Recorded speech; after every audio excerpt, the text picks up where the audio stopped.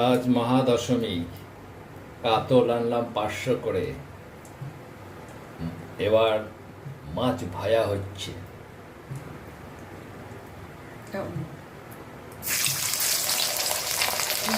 কেমন সাইজ!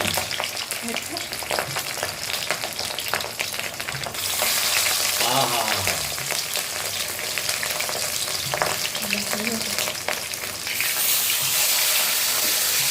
এবার মাছটা উল্টে দিলাম,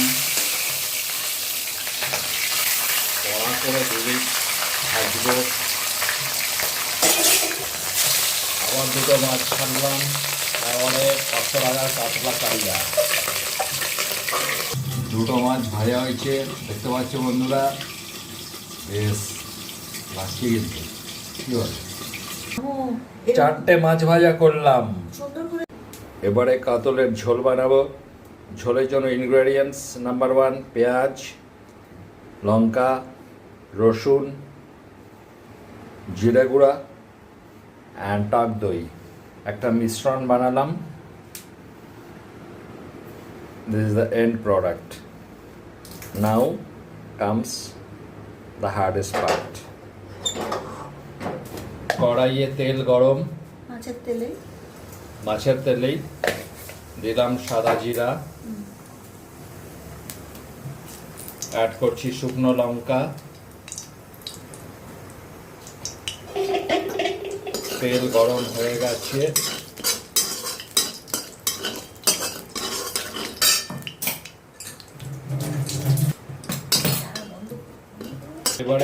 এবারে মিক্সচারটা ঢালছি।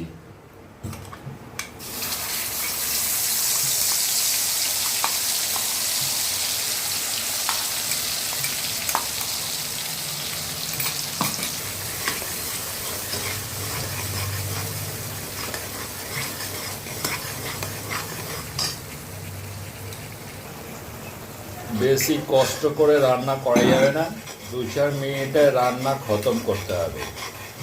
অতএব মিক্সচার দিয়ে সুন্দর করে ওটাকে ফ্রাই করে নিচ্ছি। এখন সুন্দর করে মশলাটাকে কষিয়ে নিচ্ছি 1-2 মিনিট।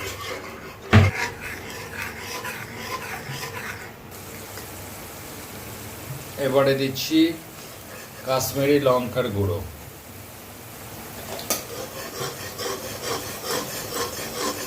দিয়ে একটু নেড়ে নিচ্ছি, অ্যাড করছি,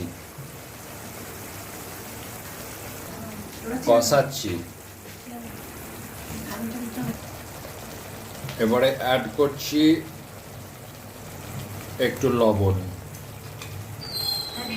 সৈন্ধব লবণ খেও, নর্মাল লবণ খেও না, শরীর হবে খারাপ।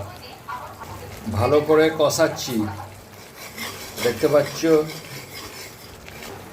পাচ্ছ মশলা ভাজাটা কেমন হয়েছে।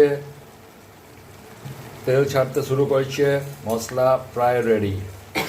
এবার এই মশলাগুলোর সব রোস্ট করে নিচ্ছি। দেখতেই পাচ্ছ এর মধ্যে কি কি আইটেম আছে। সাদা আইটেম পোস্ত, গোটা ধনে, সিনামন, বে লিফ, এটা হলো গিয়ে এলাচ অ্যান্ড সাদা জিরা। রোস্টিং হবে, রোস্টের জন্য বসিয়ে দেওয়া হয়েছে। 1-2 minute roasting process started. Roast হয়ে গেলে এগুলোকে গুঁড়ো করে নেব।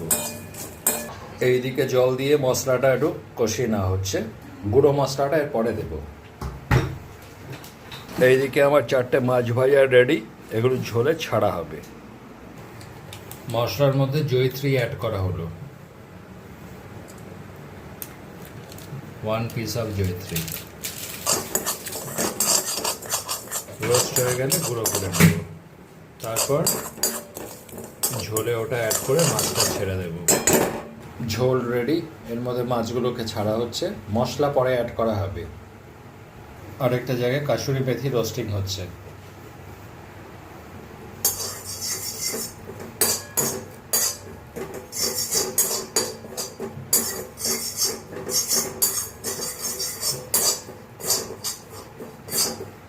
4টে মাছ ঝোলে অ্যাড করা হলো। মাছের ঝোল রেডি হচ্ছে। মাছটাকে একবার উল্টে দিলাম।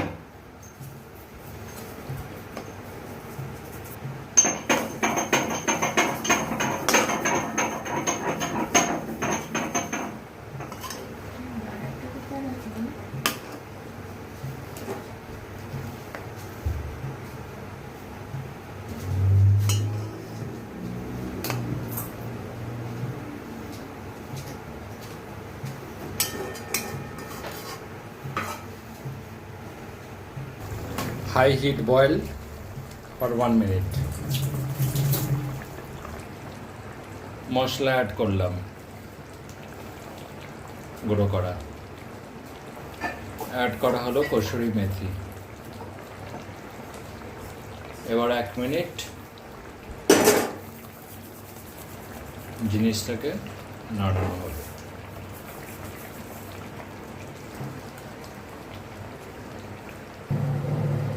কাতলা kalia end product. 10 minute total cooking time.